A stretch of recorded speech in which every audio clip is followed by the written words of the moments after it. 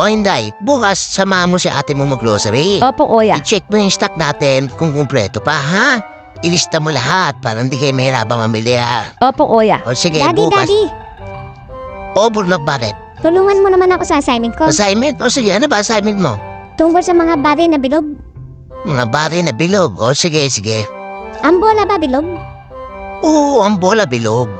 Ang mundo ba bilog? Burnok, kwadrado ang mundo. Anong kwadrado na naman, Inday? Saan mo naman narinig yan? Tayo, kuya.